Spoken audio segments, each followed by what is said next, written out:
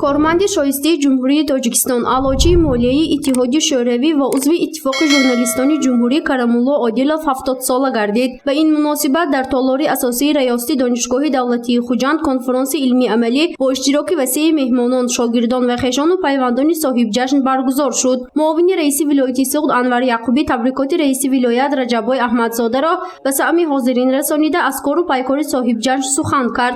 وی تاکید کرد که کرم‌الله عادلوف بعد ختم دانشگاه دولتی تاجیکستان به نام لنین سالهای 1971-1986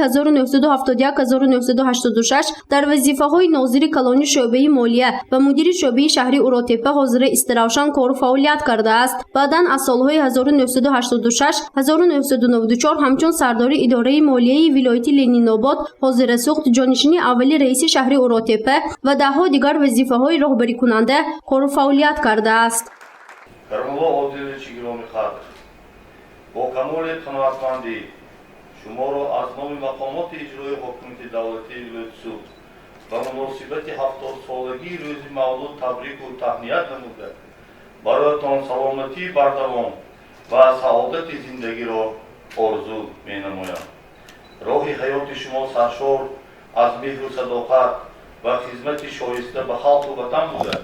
در طول فعالیت مهنتی خود ثابت نموده اید که فرزند صداقتمند وطن هستید و برای رشد و انکشاف آن دانش، ملکه، مهارت و نیروی سازنده خود را دریغ نمی‌دارید.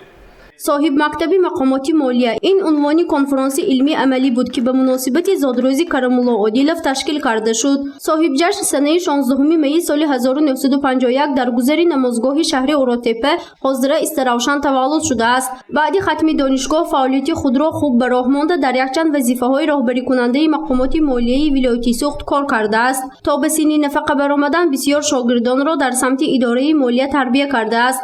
یکی از شاگردان صاحب جشن کامل میرکمالوف سابقه دار مهنت اداره مالیه میگوید کرم‌الله عادلوف در جاده فعالیت خود مسئولیت شناس بود و همه شاگردان را همیشه به راه راست هدایت مینمود. محض همین سختگیری های صاحب جشن بود که حالا اکثر شاگردانش هم در وظیفه های گوناگونی راهبری کننده مقامات مالیه کار و فعالیت دارند. لیکن یک خصلت خوبی و آن کس همین بود که کدام شخص به نزد آن کس با کدام مسئله درآمد اگر همین مسئله اول گوش میکردند کدام مسئله میماند بعد مذاکره میکردند اگر از روی قانون باشد مسئلهش حل میکردند اگر از روی قانون نباشد با سخنهای نیک با همین رفتار نیک همین خیل میکردند که اما آدمی در نزد شما درآمدگی یگان خیل از وی خفه نمیشد برآمده میرفت. من با اون کس سالهای دراز کار کردم. منم سردار شعبه مالی شهر خوجند بودم. تقدیر بود است که همین آدم که من همین انسان خوب که من واخوردم و من تا حالا با کسی که رفت آمد دارم.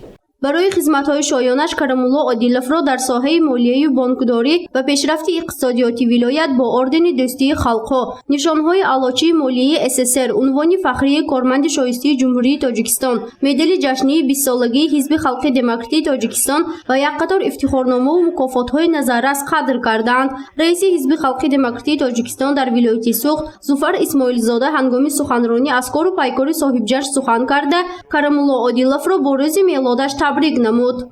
اونقدر سیماهی هستند که همه با مهر امروز حضور دارند در این چاره‌بینی جشنی استاد کرم‌الله عادلوف. همین آبروی اعتبار این شخص در جامعه می باشد. صاحب جشن کرم‌الله عادلوف اویلدار صاحب 6 فرزند، 14 نبیره و 2 ابیره می باشد. حالا وی در سن نفقه بوده گیرنده نفقه برای خدمت‌های مخصوص در نزد جمهوری تاجیکستان می باشد. گزارش فرزانه شمسی و نسیم رحیموف برای برنامه اطلاعاتی خبر.